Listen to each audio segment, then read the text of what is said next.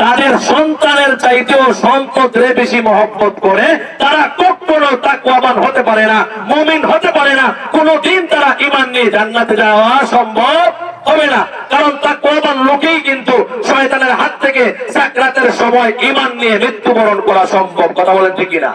তাহলে তাকওয়া নাই, ভয় নাই, তারা শয়তানরে এই সাকরাতের সময় খোদা মানবে, সাকরাতের সময় বলবে আমাকে দে।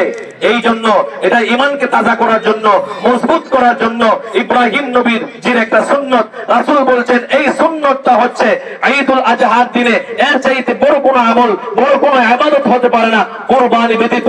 কিন্তু যারা কুরবানি দেয় না, সন্তানের চাইতেও সম্পদের মায়া তাদের বেশি, সেটা ইব্রাহিম নবী ত্যাগ করে শিখিয়ে দিয়েছেন যে আমার সন্তানকে আল্লাহর রাস্তায় কুরবানি দিতে পারি। তোমরা তাকওয়া অর্জন করার জন্য যে সম্পদ আল্লাহ দিয়েছেন, এই সম্পদ খরচ করে তুমি তাকওয়া অর্জন করে। ইনশাআল্লাহ আমরা রাজি তো?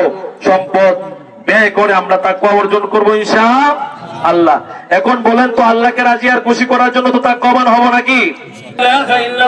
আল্লাহু আকবার, আল্লাহু আকবার, ওয়ালিল্লাহিল হামদ।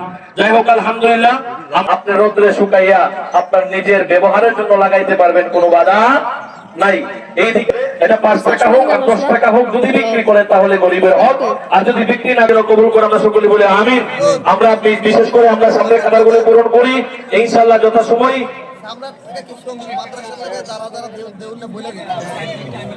মাদ্রাসায় চামড়ার টাকা নেয়? আচ্ছা, হ্যাঁ, চামড়ার টাকা মাদ্রাসায় যদি দেন তাহলে এই আমাদের নুরিয়া মাদ্রাসায় আপনারা দিতে পারেন, ওনারা দিবেন ইনশাআল্লাহ। এই মাদ্রাসা তো নেবেন। আচ্ছা, এই